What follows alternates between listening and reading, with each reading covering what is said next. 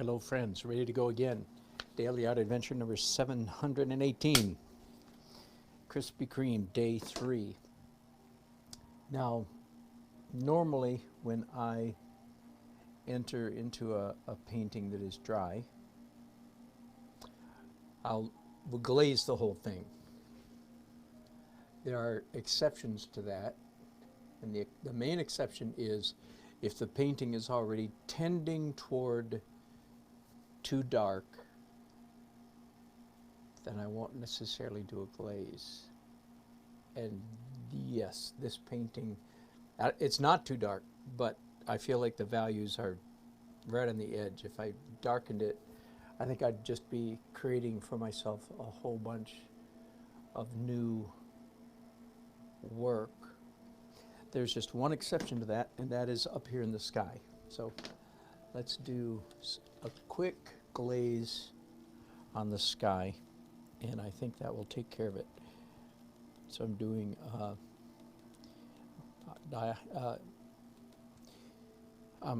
liquid. It's my glaze of choice, my medium of choice. And I've got just a little bit, oh, that's too much. That's right, I'll wipe it off. I've got dioxazine violet and a little bit of permanent rose on that, and that is too dark, but that's not a big problem. To get a glaze a little too dark is not an issue. Now, of course, it needs to be transparent. If it's not transparent, that's a different issue altogether. The glaze absolutely has to be clear as glass. No muddiness in it at all. No opacity in it at all. So I'm just bumping up the intensity of the sky color. I think I started, man, I can't remember when I started this painting. Was it last week? I believe it was someday last week, but I don't remember which day. Last Wednesday, I was painting on the Capitol grounds. I think this is last Monday, but I wouldn't swear on it. I'm doing a little bit of red also up here. And I'm also going to wipe some of that red off here in a minute with a rag.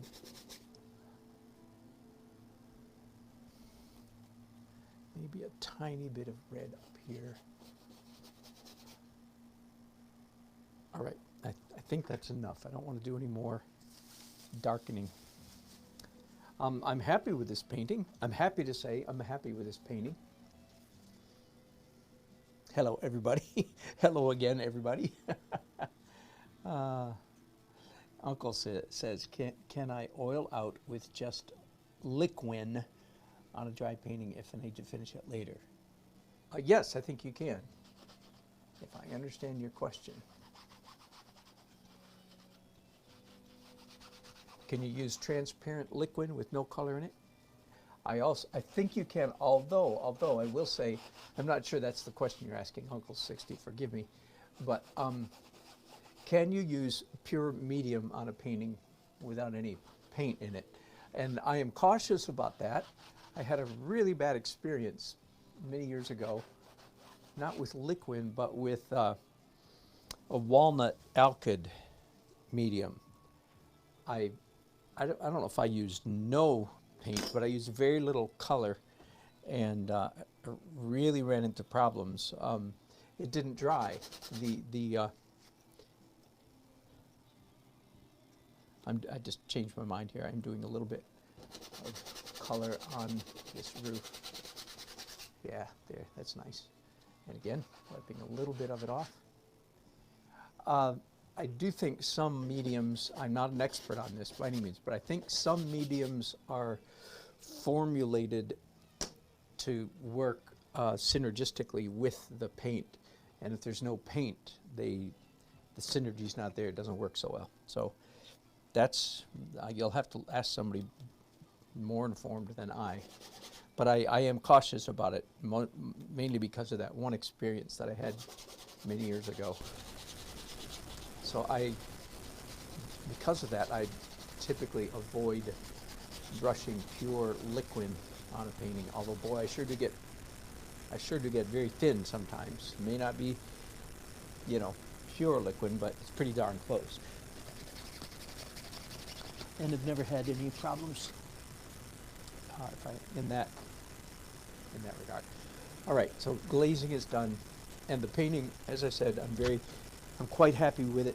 Where should I go from here? And I actually know the answer to that question.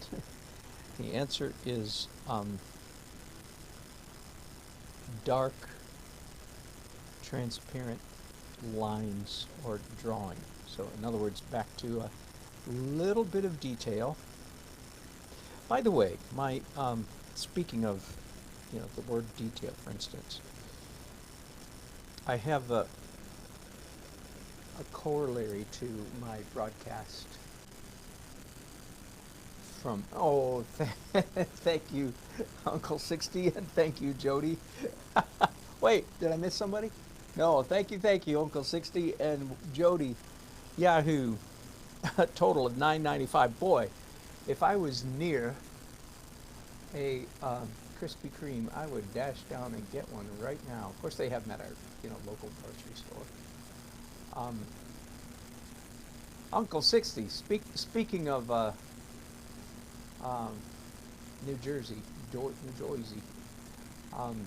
guys are huge into Dunkin' Donuts.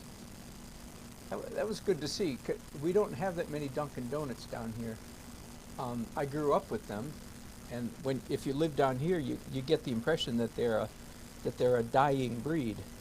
Well, I was kind of happy to see. Oh, Dunkin' Donuts is doing just fine. They're just not in my part of the country very much. Okay, I was going to say a corollary or an addition to yesterday's broadcast. Again, for those of you who missed it, it was a sort of a heavy teaching.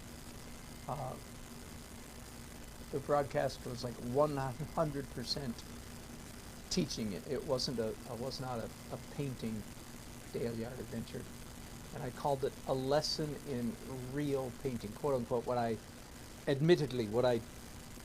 arrogantly call real painting, and I tried in that broadcast to make a case for what I call real painting, which is loose abstract realism. It's my favorite name for it.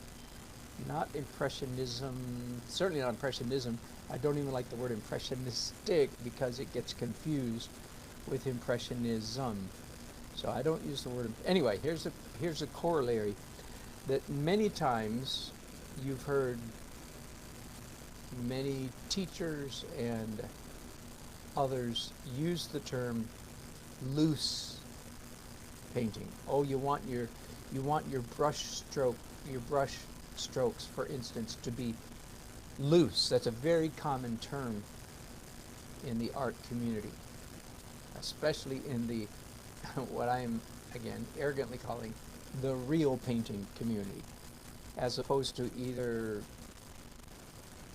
pure abstract painting, which is fine, or super realistic painting, which is also fine. But even though they're fine, I don't think they're the best. And that's the point I was trying to make yesterday. But here's what as I reflected more on that general. Oh, good. Thank you, Uncle, for letting me know about the static there. That'll fix it. I should be hearing that, and I'm not. Hang on just a second. Hang on. Bear with me. Let me get my.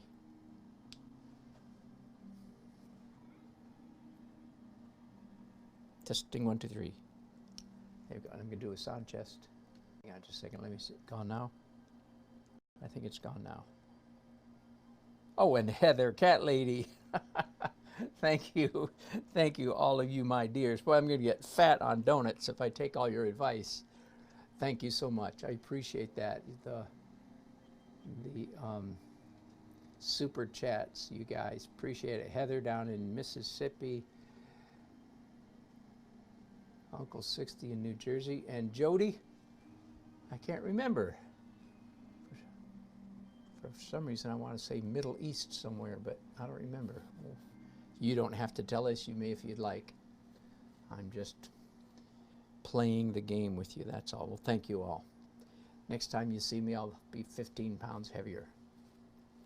Oh, okay. I keep getting interrupted. ADD. Oh, good. Sounds better. Um, I think that that term, loose, is a bad term. I think we should eliminate it. Now, of course, I'm not. That's I'm not going to pull that off. But you know what I mean. I'm going to eliminate it from my Albemarle. Wonderful, Jody.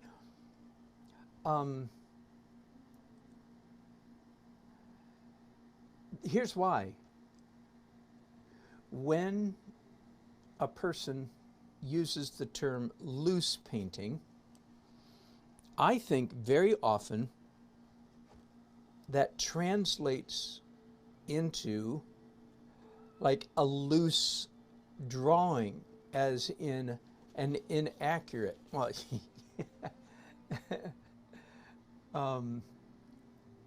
Krispy Kreme, yeah, Krispy Kreme is big south of us. I think that's right. Down in South Carolina, North Carolina. I think when we use the term loose painting, and I never realized this until after yesterday's broadcast, and I would just continue to reflect on those themes. I think most students, anyway, are early journey painters. Yeah, I'm laughing at Uncle's milkshake and a donut painting. I think early journey painters, when they hear the term loose painting, they translate that into loose accuracy, loose inaccurate drawing. What do you guys think? I think that's what's happening. And that's really not the issue. That's not what we mean really by loose painting or loose brushwork. The loose brushwork gets to the point more accurately. That we don't want to say paint looser. I wish I was a looser painter. Again, I think that throws us off in a wrong direction, because it gets translated into bad drawing. Loose painting equals inaccurate painting in too many minds. I'm not saying that that's what you intend or we intend, but I think that's the unintended consequence. So instead of saying loose painting, I think we should say something else like energetic brushstrokes, or interesting marks, of course, is the term that I use the most often. But feel free to let me know what you think about that. I'm certainly not going to try to convince everybody in the painting world to stop using the word loose. But I think I'm going to stop using it, because this little guy walking his dog, maybe he's an older guy. He seems to be leaning forward. He's like got one of those dogs that's pulling him along, which is not my intention. Yeah, Radina, I bet. Way up in British Columbia, you don't have Krispy Kreme, I bet. Now, there's a good question. Which is better? Now, you guys have Tim Hortons. Oh, man. And I'm completely envious. I'll take a Tim Hortons over either of those any day. Do you have Tim Hortons out there? I'm assuming you do, Radina. Tim Hortons are, in my opinion, kind of like a cross between our Krispy Kreme or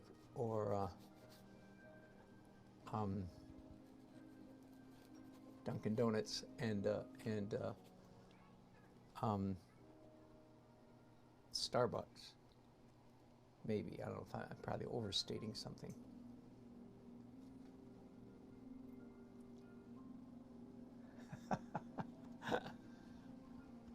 All right, I think I'm just about done with painting dark details. There were just a few lines here and there, as you saw. Now, I can proceed to some local color. I've already done at least one layer of fuzz layer on this painting. But you know what? After yesterday's broadcast, I'm feeling convicted.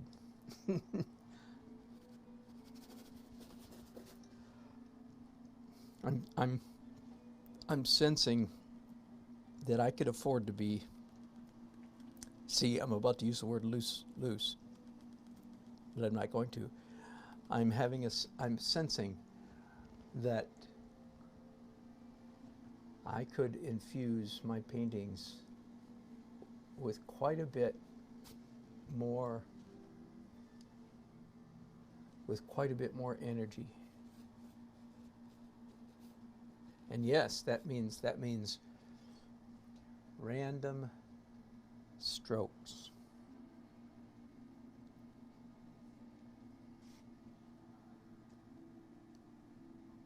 That is correct, Radina. Click on anybody that leaves a chat here. Click on their little circle icon, and it will take you. It should take you to their channel.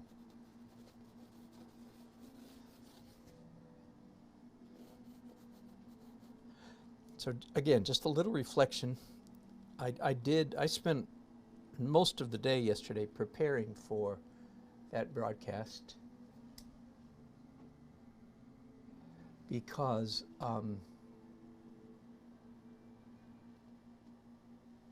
it was something that I wanted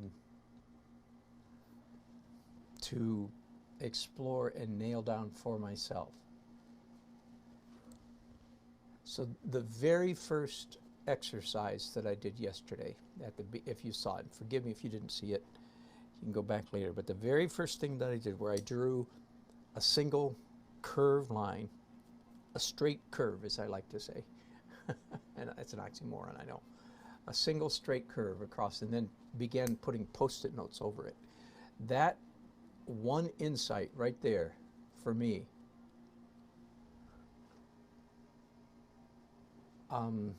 was worth something.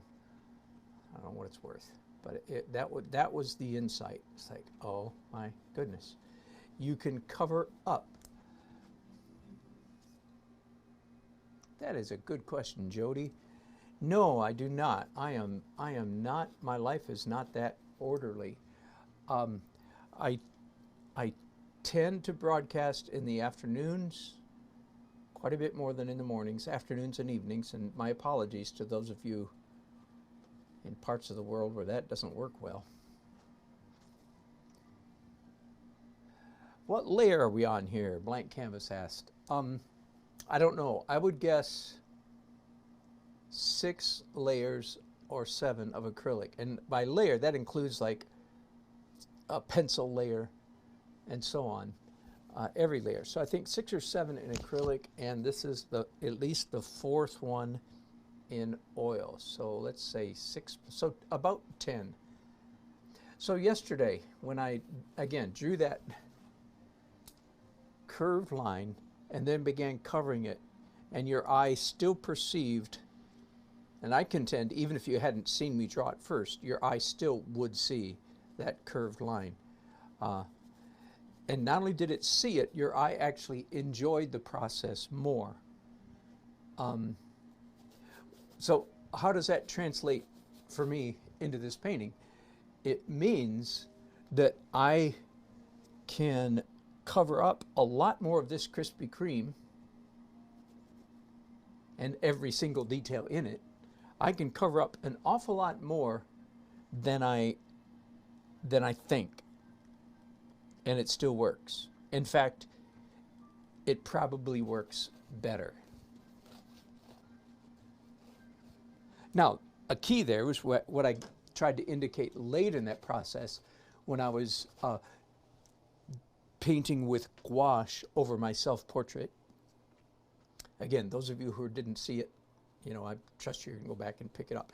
Yesterday's broadcast, number 716, was a blockbuster broadcast. That is to say, or I don't mean that it was good. What I mean, it was pivotal for me.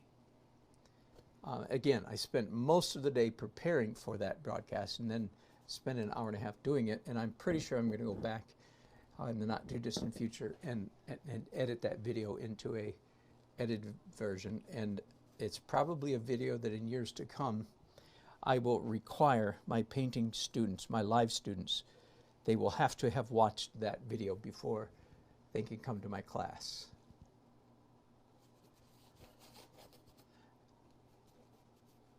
And in it, I was reflecting on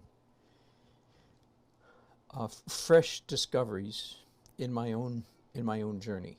It wasn't old stuff that I've known or said for a long time. It was a new way to say the same old stuff I've been saying for years, but just a different way to say it, and a deeper level, level of reality. So again, if you didn't catch number 716, don't go now because I'm live. But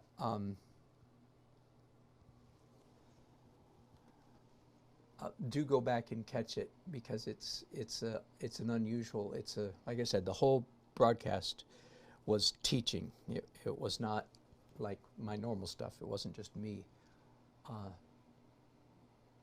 painting and talking. I had an outline, I had a focus. Well, Karen, $3.99 from Karen. She doesn't specify for donuts. So Karen,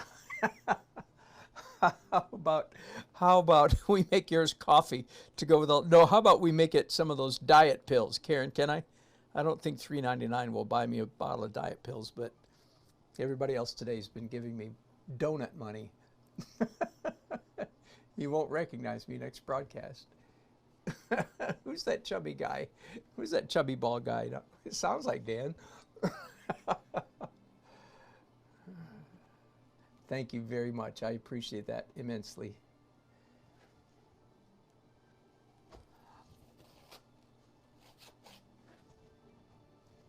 Now, you know, don't you, when you go crazy like that, it doesn't mean you can't come in and uncrazy it a little bit, right? So feel free to do a crazy stroke like I just did. I'm not smart enough to paint good, but I am smart enough to spot good painting when I see it. That's my story, and I'm sticking with it, okay? I want these words here to be... Thank you, Heather. I can use Heather's $4.99, I believe it was, for coffee. Good.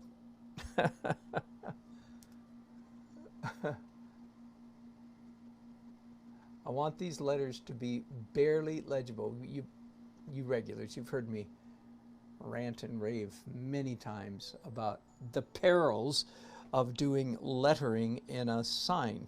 I mean, yeah, lettering in a painting. The danger is you, in fact, turn it into a sign. The danger is, and I've seen this so many times, it's hilarious, that the painter, if there are like this, if there are words or letters appearing in their painting, they switch out of their painting brain and switch into their penmanship brain.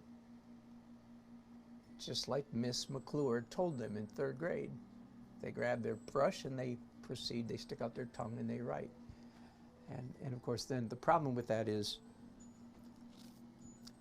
the part of their painting where they engaged in penmanship doesn't jive with all the rest of their painting. It's a very different feel.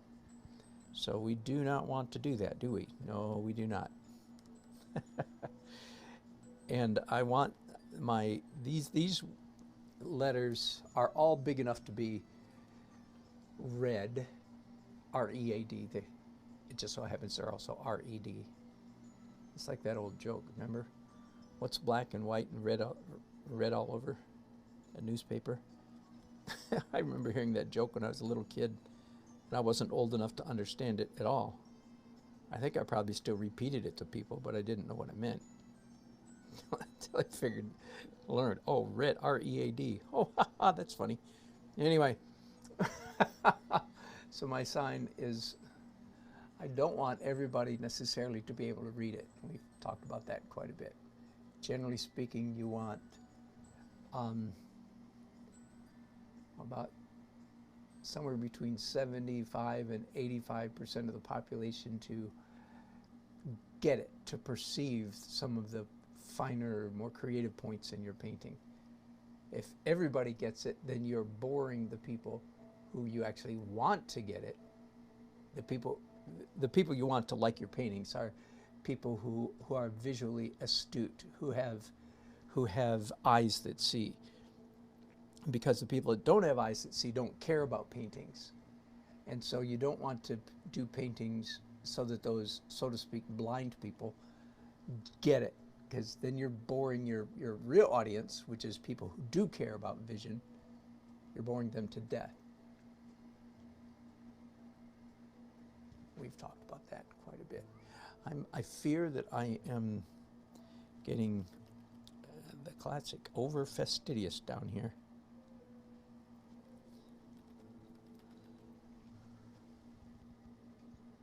I'm also carrying the light down there too far. K-R-I-S-P. See, I do not want it to be legible at this end of the sign. And again, just drag, as you see, just making marks with my hands. A purely abstract impulse. Not trying to, reflect a realistic thing in the picture, in the scene. Okay, forgive me just a minute here. I have a little bit of mess up. Some of these paints, some of these piles of paint have been on my easel since the wedding on Saturday. So they were open, exposed to the air in the back of my car for, all the way home on Monday. And so a lot of them are skinned over. You actually can use paint that is skinned over. You just retrieve your paint from the bottom of the pile. You don't stick your brush in the top of your pile. You slide the brush underneath. I don't know if that helps anybody or not. I am going to remember to put that focus back up here in a minute. Again, my titanium white is almost always Alkyd fast dry oil paint, because I don't want to have to wait for weeks for these layers, these finishing layers to dry. I do not want to wait a long time. So I use a fast dry titanium.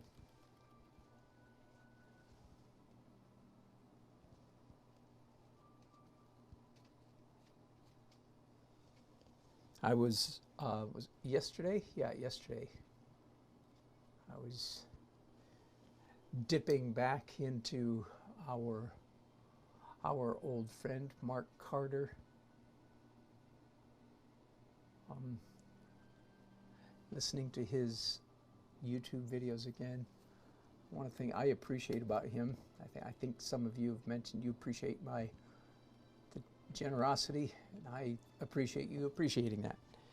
But I appreciate his generosity. He's very generous with his information. Looks to me like you can get just about everything you need to know from Mark Carter just from the YouTube, and I appreciate that. But it was good to hear him again. It's been a while since I got a Mark Carter. Those of you who don't know what I'm talking about is, first of all, his name is Carder with a D, C-A-R-D-E-R, Carter. And he's a right droll little fellow. Number one, I don't think he's little. It just sounded good. Droll and little go together.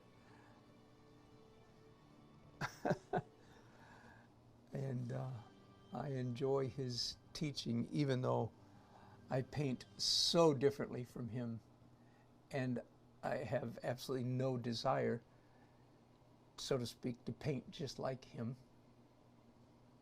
but I do have a desire to paint better than myself. And he gives all of us really good tips on how to paint better than yourself. How's that for a good description? I hope you're getting the same thing from me. You don't want to paint like me.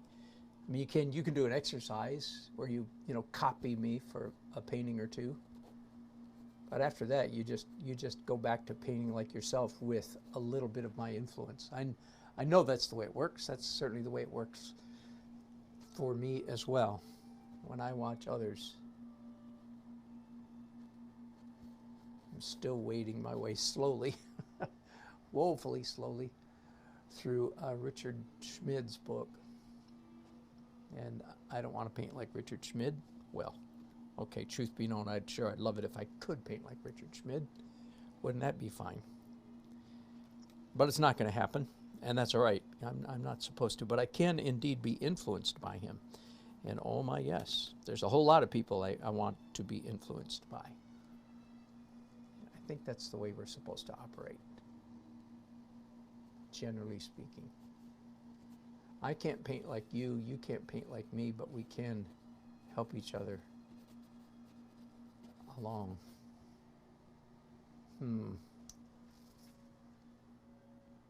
Jody, you're exactly correct. Finding your own voice is the hardest part. That's exactly right.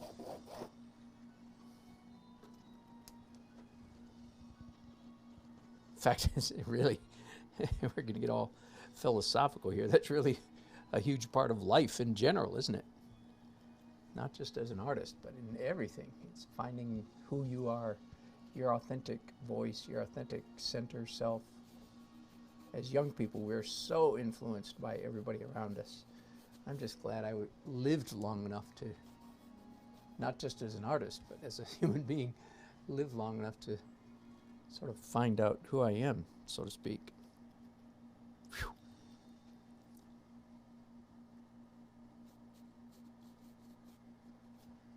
If I die tomorrow, which I don't plan on, but if it happens, I can't complain. I've been given a fair shake.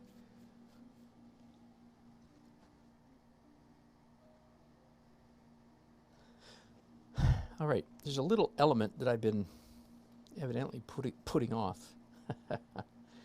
This is a crepe myrtle tree here in the foreground, and it's actually in bloom, and it has these beautiful fuchsia. I actually don't like that word, but I like the color. It has these fuchsia blooms. Now, this whole tree is in shade, so I don't want it to be extreme. There's actually two crepe myrtle bushes or trees. For those of you who don't live in Crepe Myrtleville, these are amazing trees, and they're beautiful even in the winter when all their foliage falls off. All right, that's good enough for now. Oh, nope, no, hang on. Well, I've still got this color on my brush. Let's mix up a lighter version of it and come and hit. Susan, you're exactly correct. The more you paint, the more your voice comes out.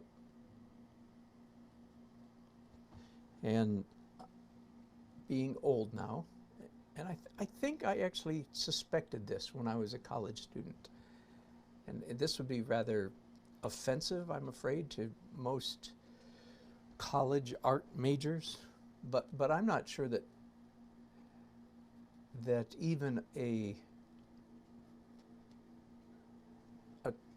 career of being an art major in college is long enough to discover, really, to make much progress in discovering your own style. Now, when you're that age, when you're in your late teens and early 20s, of course, 4 years seems like forever. It's a long time. But when you're as old as I am, you go, 4 years. Like 4 years ago, I was 59. Wow. or even no, I was 61. What am I saying? Okay, so not much difference. Anyway, 4 years goes by really fast. And I know those are formative years. They're different than the years I'm in now. But still, I'm not sure that anybody can develop or discover their style when first of all they're young, and 4 years is just too short. Now I remember one in particular. I think I only could think of one when I was a college student. One of my fellow students, he was a year older than I was, and he was one of those odd people. I respected him. I don't mean odd in a bad way, but he was an old soul. He didn't act like a college student. He was serious. He was deep. He was artsy. He was an art major. So I think there are some exceptions. When I think of him, and I can't even remember his name now, I would like to know what happened to him. He was very good. So there are some young people that are exceptional, but they are exceptional. They're very rare. Anyway, so for what it's worth, can you even do enough paintings to develop a style when you're in college? And my answer is I doubt it very much. Doubt it very much that it's even possible. And that's all right. So therefore, I'm going to get off this subject shortly. I think in college, students should be essentially treated the entire time as if they're in the first half of their art journey. They should be taught how to draw and paint. Technical realism. Pretty stiff, tight, accurate stuff. And of course, that's the opposite of what actually happens in college. Students are discouraged from painting in a realistic fashion. Oh, yes, they are. I've told you before. I was a famous realist in my college art. You know what I mean? I mean, the students knew. Oh yeah, that's that Dan Nelson guy. He draws really well.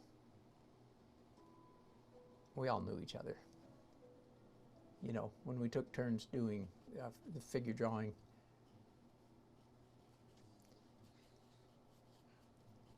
mine was always the best. I'm debating whether to say that next sentence. A debate over. The yays have it. And some of you saying, well, maybe just in your own mind, yours was the best. And I'm going, yep.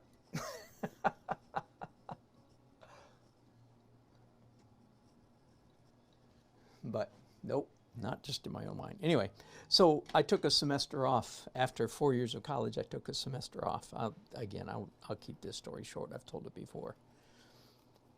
And evidently, the leader of the art department, the man who was the psychological, not the official head of the department, but everybody knew he was the real leader of the department. Evidently, he thought I was gone for good. And he was quite disappointed when I showed back up a semester later. He gave me a scowl. What? Are you back? I thought we got rid of you. Because frankly, he didn't like me very much. That's putting it a little too strongly. He might have liked me fine, but he did not like my artwork. Because I kept getting, I was lost as a goose, frankly. I didn't do beautiful realism because that was so frowned upon. I just did half-baked, half-assed realism. Sorry, I hope my mom's not listening. Anyway, that's enough of that story. But he was disappointed when I came back. That part is true. I often wonder, I think he's still alive. He's mighty old. What would happen if he caught one of these broadcasts and connected that I'm that kid? I'm not going to worry about it too much. Oh, life, huh? Okay, well, I've got some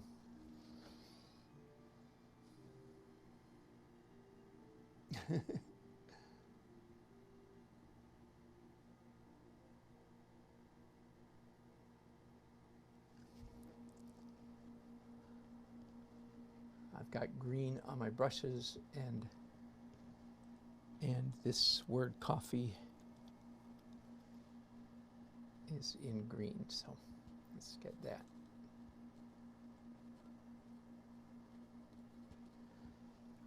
And again, you can see how messily, and what a messy manner, I am doing these letters. Yes, that is quite intentional.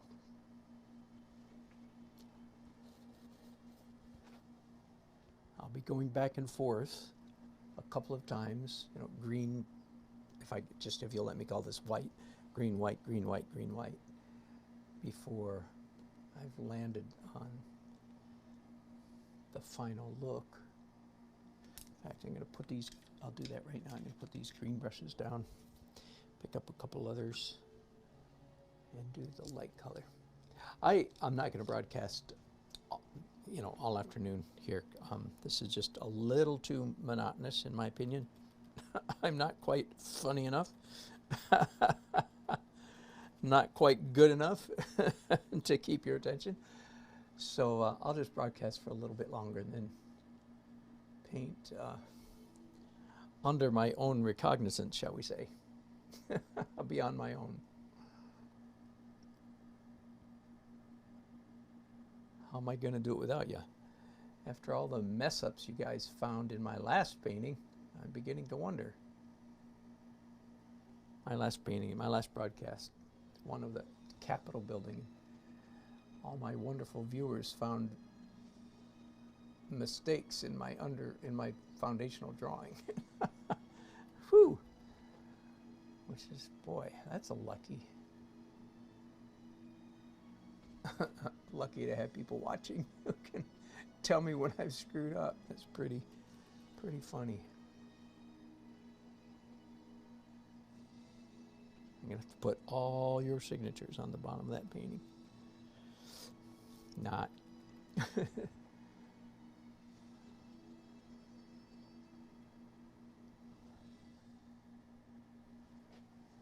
can already see the word coffee.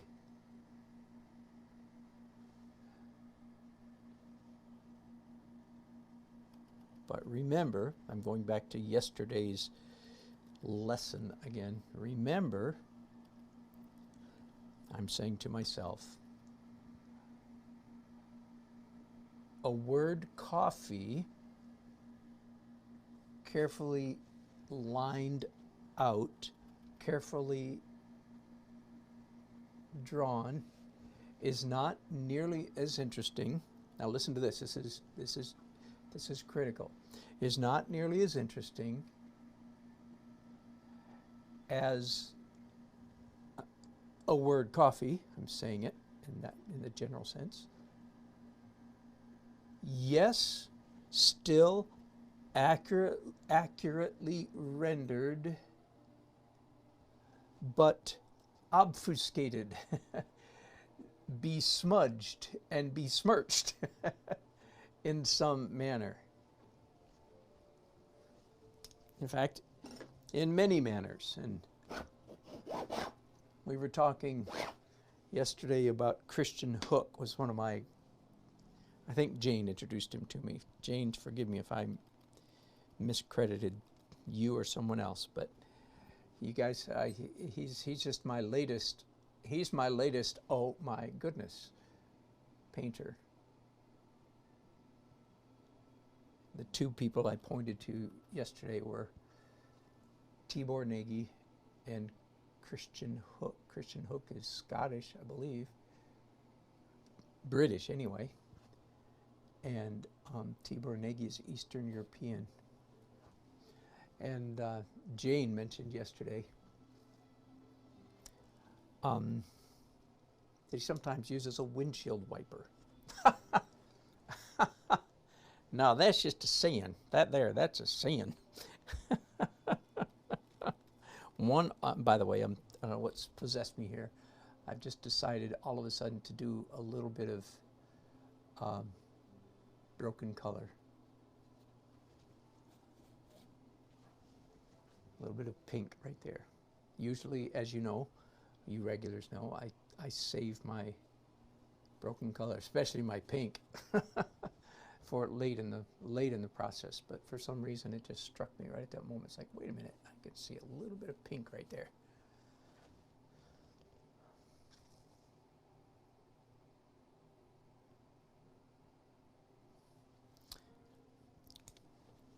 Let me make another reference to yesterday's teaching, a one application of that.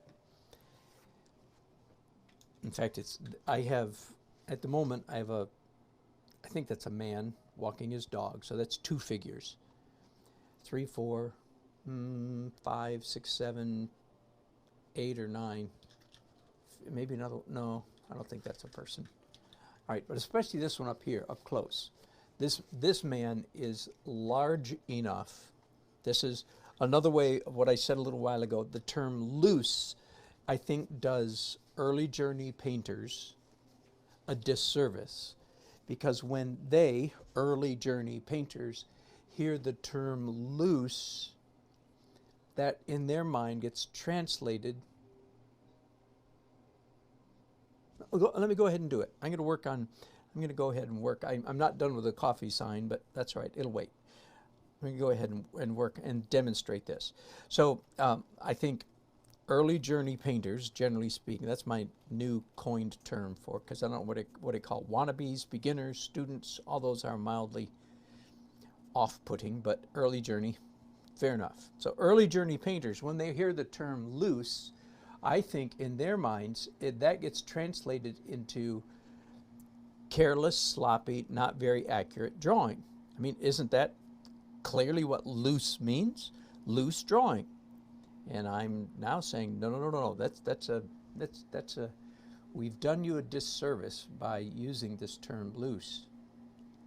A better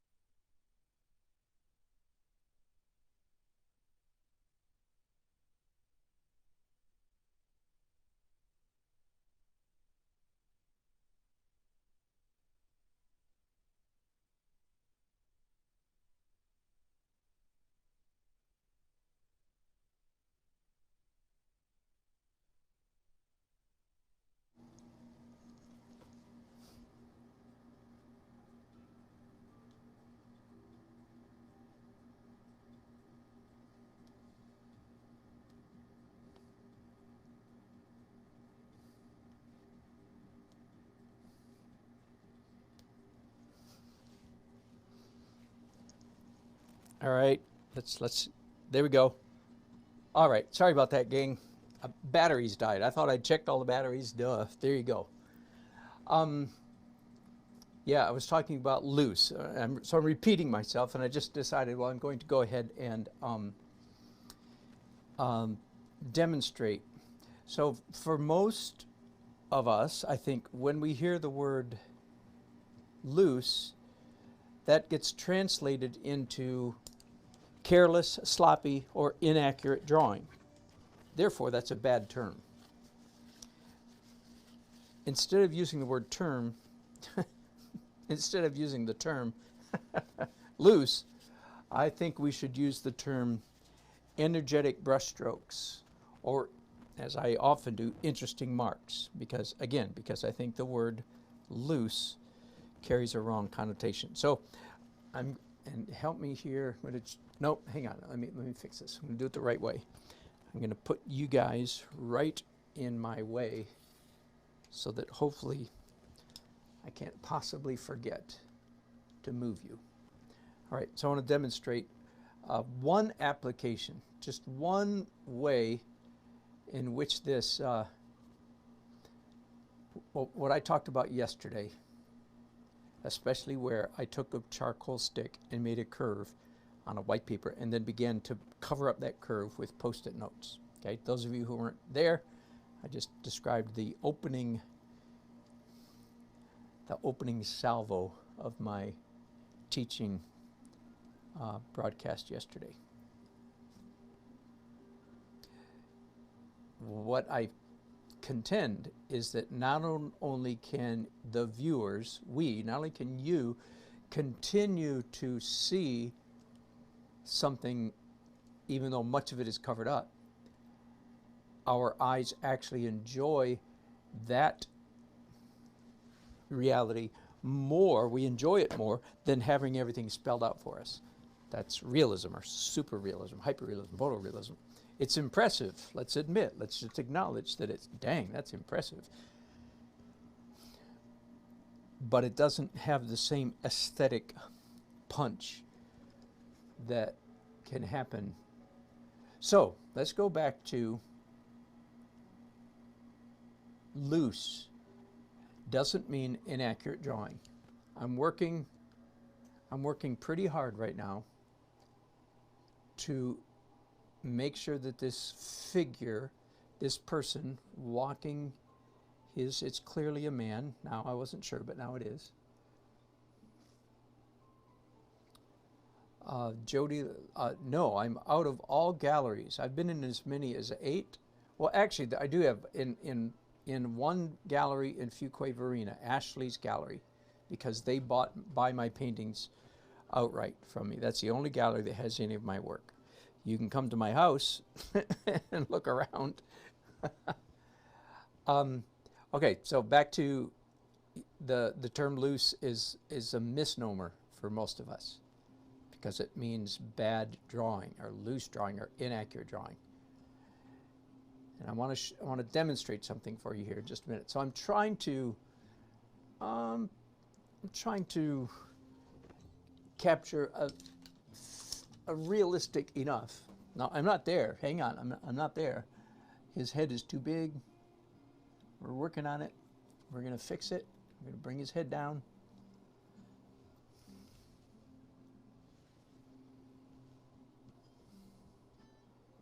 Whoops. It's too bright. It didn't look that bright on my palette, but it sure was when I got it. There we go.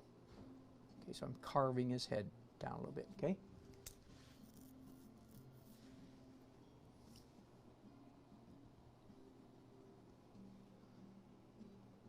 So this is just one application, one way to apply this principle.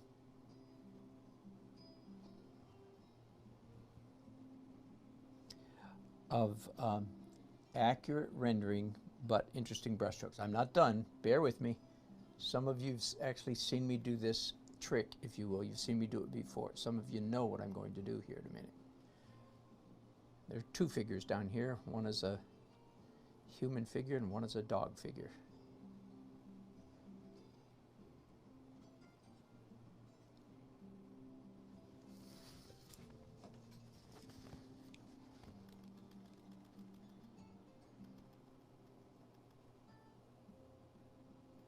Bear with me. I want just a little bit of white on his shirt. There we go.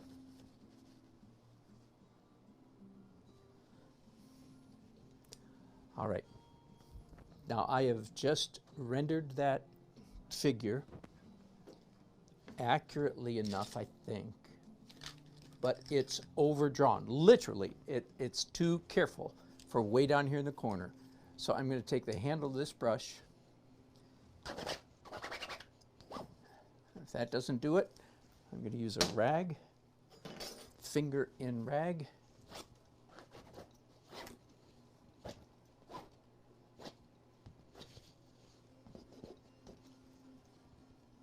All right, there we go.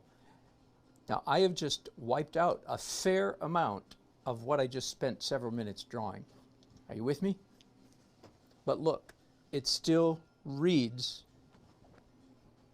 just like a figure, and the anatomy is just as accurate now as it was 2 minutes ago before I wiped it out. I've just added energy on top of him. So that's just one application. All right, now I'm going to move you guys back where you belong, out of my way. Did that make sense? I hope it did. And again, that's not the only way to apply this principle, but it's one of the easiest ways. is that go ahead when accuracy counts, as it does on all figures. You can't have, you know, abominable snowman or dwarfs or, you know, other strange creatures in your painting if you're trying to say these are human beings. They have to carry a fairly high degree of accuracy, or they in fact will be distracting to the viewer. It's like, ew, that's a weird looking person. So in order to get accuracy, many times you end up overdrawing. And by the way, I'm painting the car behind this guy.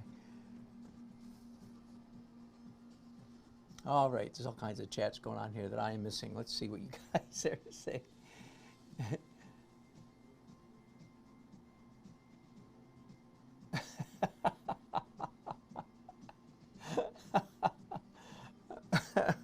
I think Vincent David is talking about me. When you started watching me, my goatee was black and white, salt and pepper, and now it's all salt. I'm not sure he's talking about me, but he may be.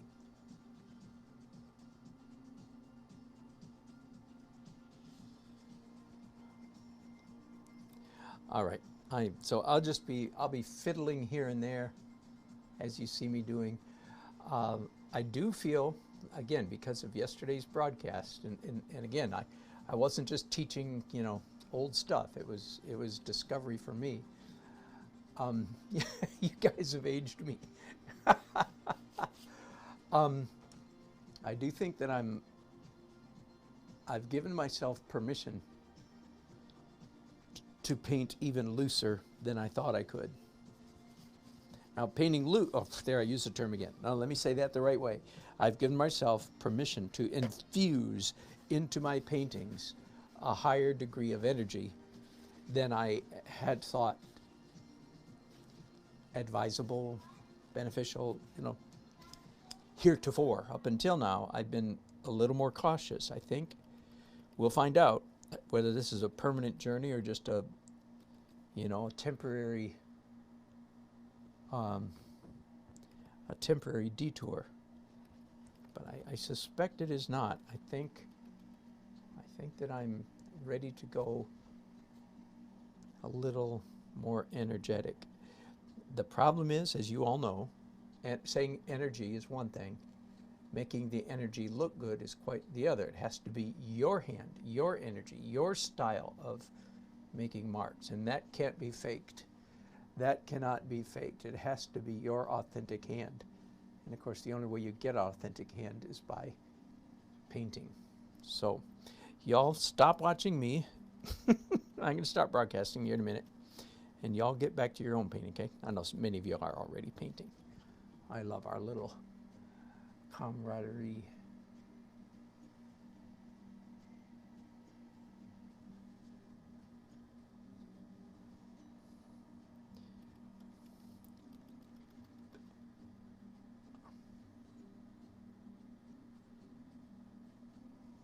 There's like a silver border, aluminum or brushed stainless steel or something border around the sign that's reflecting blue, so I want to indicate that. Plus, there's a little bit too much pencil right in there, so I want to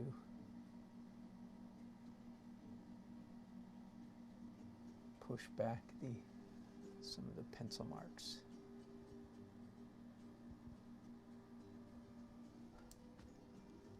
All right. The sun is getting down so low that it's coming through my window and casting interesting shadows on my painting. But I'm going to end there. I've enjoyed all of your company as always.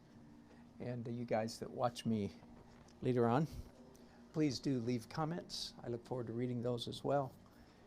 And by the way, I've got a whole bunch of paintings that I'm ready to post onto my YouTube channel, and I started that and then had technical difficulties and failed to get back to it. But those of you who follow me, I'm going to put up a bunch of paintings that I've done over the last couple of months that you haven't seen the finished version of. So look forward to that. Thank you for your company. I look forward to continuing this painting. And, oh, I don't know what I'm doing tomorrow yet, so we'll see. All right, thanks. Bye-bye.